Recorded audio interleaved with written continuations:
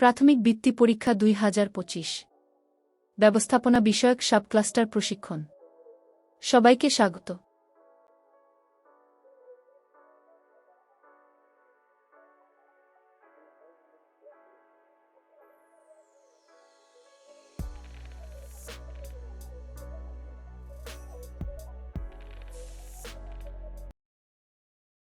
প্রাথমিক বৃত্তি পরীক্ষা নীতিমালা ২০২৫। লক্ষ্য: শিক্ষার্থীর মেধার বিকাশ, স্বীকৃতি এবং সংশ্লিষ্ট বিদ্যালয়কে অনুপ্রেরণা, উৎসাহ ও উদ্দীপনা যোগানোর মাধ্যমে মানসম্মত প্রাথমিক শিক্ষার সফল বাস্তবায়ন। উদ্দেশ্য: শিক্ষার্থীদের মেধার স্বীকৃতি প্রদান করা। শিক্ষার্থীদের মেধার বিকাশ ও পৃষ্ঠপোষকতা প্রদানের মাধ্যমে মানসম্মত প্রাথমিক শিক্ষা বাস্তবায়নের পথ সুগম করা। পঞ্চম শ্রেণীতে অধ্যয়নরত শিক্ষার্থীদের সর্বোচ্চ 40% শিক্ষার্থী প্রাথমিক বৃত্তি পরীক্ষায় অংশগ্রহণ করতে পারবে। সকল সরকারি প্রাথমিক বিদ্যালয় থেকে প্রাথমিক বৃত্তি পরীক্ষায় অংশগ্রহণ বাধ্যতামূলক। অনুমোদিত বিদ্যালয়ের ধরন: সরকারি বিদ্যালয়, সরকারি প্রাথমিক বিদ্যালয়, পিটিআই সংলগ্ন পরীক্ষণ বিদ্যালয় এবং সরকারি মাধ্যমিক বিদ্যালয় সংলগ্ন প্রাথমিক বিদ্যালয়। বেসরকারি বিদ্যালয়: বেসরকারি নিম্নমাধ্যমিক মাধ্যমিক বিদ্যালয় সংলগ্ন একাডেমিক স্বীকৃতিপ্রাপ্ত অনুমোদিত প্রাথমিক বিদ্যালয়, রেজিস্টার্ড কিন্ডারগার্টেন, কমিউনিটি প্রাথমিক বিদ্যালয়, রেজিস্টার্ড অস্থায়ী রেজিস্ট্রেশনপ্রাপ্ত স্থাপন ও চালুর প্রাথমিক অনুমোদনপ্রাপ্ত বেসরকারি প্রাথমিক বিদ্যালয়, এনজিও স্কুল শিক্ষণকেন্দ্র, চাবাগান স্কুল, পার্বত্য জেলা পরিষদ পরিচালিত স্কুল এবং অন্যান্য প্রতিষ্ঠান। চতুর্থ শ্রেণীর সকল প্রান্তিকের সামষ্টিক মূল্যায়নের ফলাফলের ভিত্তিতে শিক্ষার্থীর তালিকা তৈরি করা হবে। বেসরকারি বিদ্যালয়ের ক্ষেত্রে জাতীয় শিক্ষাক্রম ও পাঠ্যপুস্তক বোর্ড এনসিটিবি কর্তৃক প্রণীত শিক্ষাক্রম অনুসরণ করা। প্রাথমিক শিক্ষা অধিদপ্তরের অনলাইন সিস্টেম IPEMIS এ সক্রিয় থাকা এবং প্রাথমিক পাঠদানের অনুমতি নিবন্ধন থাকা সাপেক্ষে প্রাথমিক বৃত্তি পরীক্ষায় অংশগ্রহণ করতে পারবে। তবে প্রাথমিক পাঠদানের অনুমতি নিবন্ধন থাকার বিষয়টি প্রাথমিক বৃত্তি পরীক্ষা ২০২৫ এর ক্ষেত্রে শিথিলযোগ্য। কোনো শিক্ষার্থী জাতীয়ভাবে ভর্তির নির্ধারিত তারিখের পরে বর্ণিত ৩ ধরনের বিদ্যালয় ব্যতীত অন্য কোনো বিদ্যালয় থেকে ছাড়পত্র গ্রহণের মাধ্যমে বর্ণিত বিদ্যালয়ে পঞ্চম শ্রেণীতে ভর্তি হয়ে থাকলে তাকে বৃত্তি পরীক্ষায় অংশগ্রহণ করতে দেয়া যাবে না। কোনো সরকারি আধাসরকারি স্বায়ত্তশাসিত প্রতিষ্ঠান দপ্তরের কর্মকর্তা কর্মচারী সংশ্লিষ্ট বিদ্যালয়ের ক্যাচমেন্ট এলাকায় বদলি হলে এবং প্রচলিত নিয়মানুযায়ী উক্ত পরীক্ষার্থী পঞ্চম শ্রেণীতে ভর্তি হয়ে থাকলে তাকে প্রাথমিক বৃত্তি পরীক্ষায় অংশগ্রহণ করার অনুমতি দেয়া যাবে। বহিরাগত ছাত্রছাত্রীর পরীক্ষায় অংশগ্রহণের বিষয়ে কোনো প্রকার অভিযোগের প্রাথমিক সত্যতা পাওয়া গেলে সংশ্লিষ্ট বিদ্যালয়ের প্রধান শিক্ষকের বিরুদ্ধে বিভাগীয় ব্যবস্থা গ্রহণ করা হবে। উল্লেখ্য যে অভিযোগ প্রমাণিত হলে সংশ্লিষ্ট শিক্ষার্থীর প্রাথমিক বৃত্তি পরীক্ষার ফলাফল বাতিল করা হবে।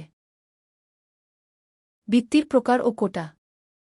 বৃত্তির প্রকার ও কোটা: 2 ধরনের বৃত্তি প্রদান করা হবে। ক. ট্যালেন্ট পুল বৃত্তি ও খ. সাধারণ বৃত্তি। সব ধরনের বৃত্তির 50% ছাত্রদের এবং 50% ছাত্রীদের জন্য নির্ধারিত থাকবে। তবে নির্ধারিত কোটায় যোগ্য প্রার্থী পাওয়া না গেলে ছাত্রের বৃত্তি ছাত্রী দ্বারা এবং ছাত্রীর বৃত্তি ছাত্র দ্বারা পূরণ করা হবে। ট্যালেন্ট পুল বৃত্তি দেয়া হবে উপজেলা থানাভিত্তিক।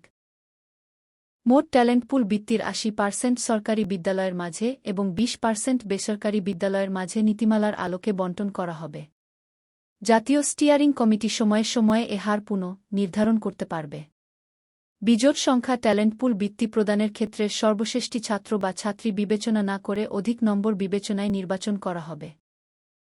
কোনো থানা উপজেলায় ট্যালেন্ট পুল কোটায় শিক্ষার্থী পাওয়া না গেলে তা জেলা কোটা অর্থাৎ একই জেলার মেধার ক্রমানুসারে পরবর্তী যোগ্য শিক্ষার্থী দ্বারা পূরণ করা হবে এবং তা সম্পূরক তালিকায় প্রকাশিত হবে। ট্যালেন্ট পুল বৃত্তি ক. সরকারি বিদ্যালয়ের জন্য উপজেলা থানায় ট্যালেন্ট পুল বৃত্তির সংখ্যা। সরকারি বিদ্যালয়ের জন্য জাতীয়ভাবে নির্ধারিত মোট ট্যালেন্ট পুল বৃত্তির সংখ্যা ভাগ বৃত্তি পরীক্ষায় দেশের মোট সরকারি বিদ্যালয়ের পরীক্ষার্থীর সংখ্যা গুণন সংশ্লিষ্ট উপজেলা থানার সরকারি বিদ্যালয়ের পরীক্ষার্থীর সংখ্যা। খ. বেসরকারি বিদ্যালয়ের জন্য উপজেলা থানায় ট্যালেন্ট পুল বৃত্তির সংখ্যা। বেসরকারি বিদ্যালয়ের জন্য জাতীয়ভাবে নির্ধারিত মোট ট্যালেন্ট পুল বৃত্তির সংখ্যা ভাগ বৃত্তি পরীক্ষায় দেশের মোট বেসরকারি বিদ্যালয়ের পরীক্ষার্থীর সংখ্যা গুণন সংশ্লিষ্ট উপজেলা থানার বেসরকারি বিদ্যালয়ের পরীক্ষার্থীর সংখ্যা। সাধারণ বৃত্তি। সাধারণ বৃত্তি মোট সাধারণ বৃত্তির ৮০% সরকারি বিদ্যালয়ের পরীক্ষার্থীদের মাঝে এবং ২০% বেসরকারি বিদ্যালয়ের পরীক্ষার্থীদের মাঝে নীতিমালার আলোকে বণ্টন করা হবে। জাতীয় স্টিয়ারিং কমিটি সময়ে সময়ে এ হার নির্ধারণ করতে পারবে। সরকারি বিদ্যালয়ের ক্ষেত্রে পূর্বনির্ধারিত সংখ্যক মোট সাধারণ বৃত্তির 80%। সাধারণ বৃত্তি প্রদানের ইউনিট হল থানা উপজেলা সমূহের ইউনিয়ন এবং পৌরসভা সিটি কর্পোরেশনের ওয়ার্ড। প্রতিটি ওয়ার্ড ইউনিয়নে ২ জন ছাত্র, ২ জন ছাত্রী এবং একটি মেধা বৃত্তিসহ মোট ৫টি সাধারণ বৃত্তি প্রদান করা হবে, যা ওই ওয়ার্ড ইউনিয়নের যোগ্যতম প্রার্থীকে দেওয়া হবে। বেসরকারি বিদ্যালয়ের ক্ষেত্রে পূর্বনির্ধারিত সংখ্যক মোট সাধারণ বৃত্তির 20%। সাধারণ বৃত্তি প্রদানের ইউনিট হল উপজেলা থানা, যা সংশ্লিষ্ট উপজেলা থানার ট্যালেন্ট পুল বৃত্তির পরবর্তী সর্বোচ্চ নম্বরধারী ছাত্র ও ছাত্রীদের মেধার ক্রমানুসারে সমান হারে বণ্টন করা হবে। বিজোড় সংখ্যা সাধারণ বৃত্তি প্রদানের ক্ষেত্রে সর্বশেষ বৃত্তিটি ছাত্র বা ছাত্রী বিবেচনা না করে অধিক নম্বর বিবেচনায় নির্বাচন করা হবে। বৃত্তির প্রকার ও কোটা। একাধিক শিক্ষার্থীর প্রাপ্ত সর্বমোট নম্বর একই হলে অগ্রাধিকার ভিত্তিতে যথাক্রমে বাংলা, প্রাথমিক গণিত, ইংরেজি, বাংলাদেশ ও বিশ্ব পরিচয় এবং প্রাথমিক বিজ্ঞান বিষয়ে বেশি নম্বরপ্রাপ্ত প্রার্থীকে অগ্রাধিকার দেওয়া হবে। যদি ২ বা ততোধিক প্রার্থীর সকল বিষয়ে প্রাপ্ত নম্বর একই হয়, সেক্ষেত্রে একই নম্বরধারী সকলকে বৃত্তি দেওয়া হবে। বৃত্তির সংখ্যা ও আর্থিক সুবিধার পরিমাণ। মোট বৃত্তি ৮২,৫০০। ট্যালেন্ট পুল ৩৩,০০০। সরকারি 80%। ২৬,৪০০। বেসরকারি 20%। ৬,৬০০। সাধারণ ৪৯,৫০০। সরকারি 80%। ৩৯,৬০০। ইউনিয়ন ওয়ার্ড ভিত্তিক। প্রতি ইউনিয়ন ওয়ার্ড এ ৫টি ২ জন বালক ও ২ জন বালিকা এবং বাকি একটি মেধায়। বেসরকারি 20%। ৯,৯০০। উপজেলা ভিত্তিক। পরীক্ষার্থীদের জন্য নির্দেশাবলী। প্রাথমিক শিক্ষা অধিদপ্তর কর্তৃক সরবরাহকৃত উত্তরপত্রের ঠাপ খবর ও এর মুদ্রণে কোন ধরনের ত্রুটি বা ক্রমিক নম্বর মুদ্রিত না থাকলে বা উত্তরপত্র ছেঁড়া কাটা থাকলে বা উত্তরপত্রের সাথে ডাবল ও এর থাকলে উত্তরপত্রটি অবশ্যই পরিবর্তন করে নিতে হবে। উত্তরপত্রের কভার পৃষ্ঠার প্রথম অংশের বৃত্তাকার ঘরগুলো এমনভাবে ভরাট করতে হবে যাতে এগুলোর ভিতরের লেখাগুলো দেখা না যায়। বৃত্তাকার ঘরগুলো কালো কালির বলপয়েন্ট কলম দ্বারা ভরাট করতে হবে। ওয়েমার শিট উত্তরপত্র কোনো অবস্থাতেই ভাঁজ করা যাবে না। মার্জিনের জন্য স্কেল ও পেন্সিল কলম ব্যবহার করা বাঞ্ছনীয়।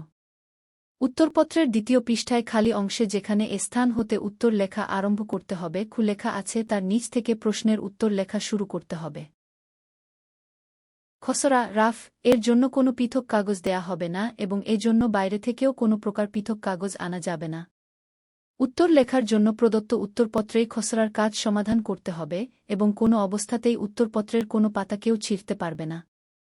সরবরাহকৃত উত্তরপত্র অবশ্যই কর্তব্যরত ইনভিজিলেটরের নিকট পরীক্ষা শেষে জমা দিতে হবে। মূল উত্তরপত্র লেখা শেষ করে প্রয়োজন হলে এক বা একাধিক অতিরিক্ত উত্তরপত্র পরীক্ষার্থীকে দেয়া হবে। পরীক্ষা শেষের ঘণ্টা বাজার পূর্বেই অতিরিক্ত উত্তরপত্রের সংখ্যা লিখে সংশ্লিষ্ট বৃত্ত ভরাট করতে হবে। অতিরিক্ত উত্তরপত্র মূল উত্তরপত্রের সাথে অবশ্যই সেলাই করে নিতে হবে। খসড়া বা অপ্রয়োজনীয় যে কোনো লেখা পরীক্ষার্থীকে নিজ হাতে কেটে দিতে হবে। পরীক্ষা কক্ষে কোনো কিছুর প্রয়োজন হলে পরীক্ষার্থী কেবল দাঁড়িয়ে কর্তব্যরত ইনভিজিলেটরের দৃষ্টি আকর্ষণ করবে এবং তিনি কাছে আসলে তার নিকট পরীক্ষার্থী বক্তব্য পেশ করবে। প্রদত্ত উত্তরপত্র ছাড়া প্রশ্নপত্রে, প্রবেশপত্রে, টেবিলে বা অন্য কোথাও পরীক্ষার্থী কোনো কিছু লিখতে পারবে না। প্রশ্নপত্র বিতরণের সময় হতে ১ ঘণ্টা শেষ না হওয়া পর্যন্ত কোনো পরীক্ষার্থী কোনো কারণেই পরীক্ষা কক্ষের বাইরে যেতে পারবে না। পরীক্ষা সমাপ্তির পর প্রত্যেক পরীক্ষার্থীকে কর্তব্যরত ইনভিজিলেটরের নিকট তার উত্তরপত্র জমা দিয়ে পরীক্ষা কক্ষ ত্যাগ করতে হবে। কোনো পরীক্ষার্থীকে দিয়ে টপ কভারের প্রথম অংশ ছেঁড়া যাবে না এবং ইনভিজিলেটর পরীক্ষা শেষ হওয়ার পূর্বে টপ কভারের প্রথম অংশ ছিঁড়তে পারবেন না। সেলাইবিহীন উত্তরপত্র, অর্ধেক সেলাই করা উত্তরপত্র, ত্রুটিপূর্ণ সেলাই করা উত্তরপত্র, উত্তরপত্রের সাথে ডাবল অমর থাকলে পরীক্ষার কাজে ব্যবহার করা যাবে না। পরীক্ষার হলে পরীক্ষার্থী কোনো অবস্থাতেই মোবাইল ফোন বা অন্য কোনো ডিভাইস ব্যবহার করতে পারবে না।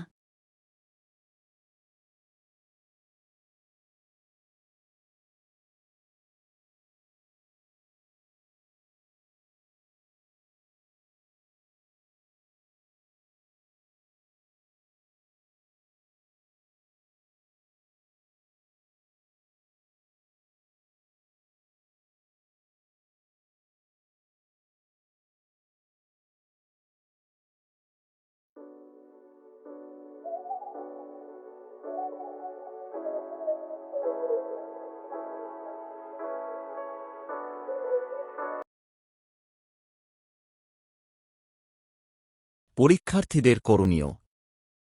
পরীক্ষার্থীকে প্রবেশপত্র সহ নির্ধারিত সময়ের মধ্যে পরীক্ষার হলে উপস্থিত হতে হবে। প্রবেশপত্র ছাড়া কেউ পরীক্ষায় অংশগ্রহণ করতে পারবে না। পরীক্ষার হলে প্রবেশপত্র ছাড়া অন্য কোনো অনুমোদিত কাগজপত্র, ক্যালকুলেটর, মোবাইল ফোন বা অন্য কোনো ইলেকট্রনিক ডিভাইস সঙ্গে আনা যাবে না। উত্তরপত্রের কভার পৃষ্ঠা, ওএমআর এর নির্ধারিত স্থানে নাম, বিষয়কোড ও রোল নম্বর ছাড়া অন্য কোন কিছু লেখা যাবে না। উত্তরপত্রে অবশ্যই ইনভিজিলেটরের স্বাক্ষর থাকতে হবে, অন্যথায় উত্তরপত্র বাতিল বলে গণ্য হবে। উত্তরপত্রের ভিতর বা বাইরে পরীক্ষার্থীর নাম, ঠিকানা, রোল নম্বর বা কোন সাংকেতিক চিহ্ন বা অপ্রয়োজনীয় আপত্তিকর কোন কিছু লেখা যাবে না। খসড়ার জন্য কোন অতিরিক্ত কাগজ দেওয়া হবে না। প্রদত্ত উত্তরপত্রে খসড়ার কাজ করতে হবে এবং তা পরে যথাযথভাবে কেটে দিতে হবে। প্রদত্ত উত্তরপত্র ছাড়া টেবিল, রুলার, নিজ দেহ বা অন্য কোথাও পরীক্ষার্থী কোনো কিছু লিখতে পারবে না। প্রশ্নপত্র বিতরণের পর 1 ঘণ্টা অতিবাহিত না হওয়া পর্যন্ত কোন পরীক্ষার্থী পরীক্ষা হলের বাইরে যেতে পারবে না। পরীক্ষা শেষ হওয়ার পর উত্তরপত্র কর্তব্যরত ইনভিজিলেটরের নিকট জমা দিয়ে পরীক্ষা হল ত্যাগ করতে হবে। এছাড়া কর্তৃপক্ষ কর্তৃক নির্দেশিত নিয়মাবলী অনুসরণ করতে হবে।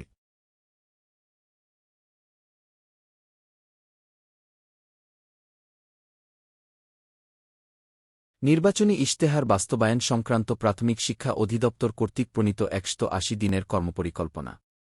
লক্ষ্য: নির্বাচনী ইশতেহার বাস্তবায়নের অংশ হিসেবে প্রাথমিক শিক্ষার মান উন্নয়ন, অবকাঠামো উন্নয়ন ও প্রশাসনিক দক্ষতা বৃদ্ধি।